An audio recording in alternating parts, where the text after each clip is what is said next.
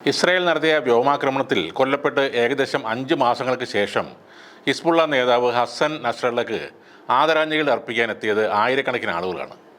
ബെയ്റൂട്ടിൻ്റെ പ്രാന്തപ്രദേശത്താണ് ഇങ്ങനെ വലിയ കൂട്ടം ജനങ്ങൾ ഒത്തുകൂടിയത്.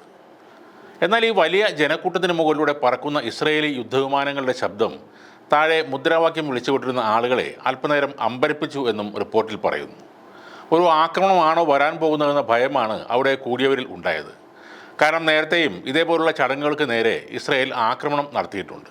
ഹസൻ നസ്രള്ളയുടെ ശവസംസ്കാര ചടങ്ങിന് മുകളിലൂടെ 4 ഇസ്രായേലി F-16 യുദ്ധവിമാനങ്ങളാണ് പറന്നത്. ഇന്ന് ഹസൻ നസ്രള്ളയുടെ ശവസംസ്കാരമാണ് ഇപ്പോൾ ലോകത്തെ ഒരു മെച്ചപ്പെട്ട സ്ഥലമായി ഇത് മാറിയെന്നാണ് ഇസ്രായേൽ സൈന്യം എക്സിൽ കുറിച്ചത്. ഇസ്രായേലുമായി നിരന്തരം സംഘർഷത്തിൽ ഏർപ്പെടുന്ന ഷിയ മുസ്ലിം ഗ്രൂപ്പായ ഹിസ്ബുള്ളയെ നയിക്കുകയും അവരെ ഒരു സൈനിക ശക്തിയാക്കി മാറ്റുകയും ചെയ്തതിൽ ഹസൻ നസ്രള്ളക്ക് വലിയ പങ്കുണ്ട്. അതുകൊണ്ട് തന്നെ നസ്രള്ളയുടെ കൊലപാതകം ഹിസ്ബുള്ളയെ വളരെയധികം ദുർബലപ്പെടുത്തിയ ഒരു നീക്കമായിരുന്നു. ഹിസ്ബുള്ളയുടെ നിയന്ത്രണത്തിലുള്ള ബെയ്റൂട്ടിലെ തെക്കൻ പ്രദേശത്തെ ഒരു സ്റ്റേഡിയത്തിലാണ് നസ്രള്ളക്കും കൊല്ലപ്പെട്ട മറ്റ് നേതാക്കൾക്കും വേണ്ടി ഞായറാഴ്ച ശവസംസ്കാര ചടങ്ങുകൾ നടത്തിയത്. ഹിസ്ബുള്ളയുടെയും ഹസൻ നസ്രള്ളയുടെയും ചിത്രങ്ങളുമായാണ് വലിയ രീതിയിൽ അനുയായികൾ അവിടെ ഒത്തുകൂടിയത്.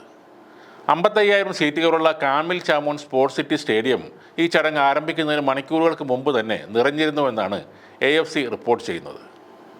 ഹസൻ നസ്രള്ളയുടെ ശവസംസ്കാര ദിനത്തിൽ ഇസ്രയേലിനെതിരെ ഇനിയും പ്രതിരോധം നടത്തുമെന്ന് ഇറാൻ്റെ പരമോന്നത നേതാവായ ആയത്തുള്ള അലി ഖൊമേനി പ്രതിജ്ഞയെടുത്തു. കയ്യേറ്റം, അടിച്ചമർത്തൽ, അഹങ്കാരം എന്നിവയ്ക്കെതിരായ പ്രതിരോധം അവസാനിച്ചിട്ടില്ലെന്നും ഉദ്ദേശിച്ച ലക്ഷ്യം കൈവരിക്കുന്നതുവരെ അത് തുടരുമെന്നും ശത്രുക്കൾ അറിയണം. ഇതാണ് ഖൊമേനി ഔദ്യോഗിക വെബ്സൈറ്റിൽ പ്രസിദ്ധീകരിച്ച പ്രസ്താവനയിൽ പറഞ്ഞത്. മിഡിൽ ഈസ്റ്റിൽ വലിയ സ്വാധീനമുള്ള നേതാവായിരുന്നു നസ്രള്ള.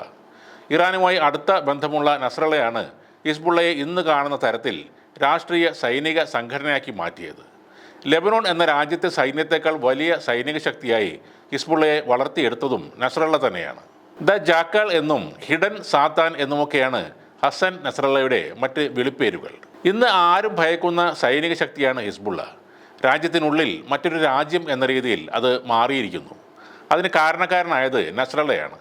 2000-ൽ ഹിസ്ബുള്ളയുടെ നിരന്തരമായ ആക്രമണങ്ങൾ കാരണം തെക്കൻ ലെബനോണിൽ നിന്ന് ഇസ്രായേൽ പിന്മാറിയതോടെ അറബ് ലോകത്ത് നസ്രള്ളയുടെ പ്രശസ്തി വർദ്ധിച്ചു. 2021-ൽ 10 ലക്ഷം പോരാളികൾ തങ്ങൾക്കുണ്ടെന്നാണ് നസ്രള്ള അവകാശപ്പെട്ടത്. ഹിസ്ബുള്ള ലെബനോണിനുള്ളിൽ സ്വന്തം രാജ്യം സ്ഥാപിച്ചു എന്ന് വേണം പറയേണ്ടത്. എന്നാൽ ഇറാൻ്റെ ശക്തമായ പിന്തുണയാണ് ഇതിനെല്ലാം കാരണമായി മാറിയത്. ഇപ്പോൾ ഖൊമേനി വീണ്ടും ഇസ്രയേലുമായി കൊമ്പ് കോർക്കുന്നതും നസ്രള്ള എന്ന നേതാവിനോടുള്ള അടുപ്പവും ആദരവും കൊണ്ടാണ്. നസ്രള്ളയുടെ കൊലപാതകം നടന്നപ്പോൾ അത് ഇറാനും ഇസ്രയേലും തമ്മിൽ നേരിട്ടുള്ള ഒരു യുദ്ധത്തിലേക്ക് എത്തുമോ എന്നുവരെ ലോകം ഭയപ്പെട്ടിരുന്നു.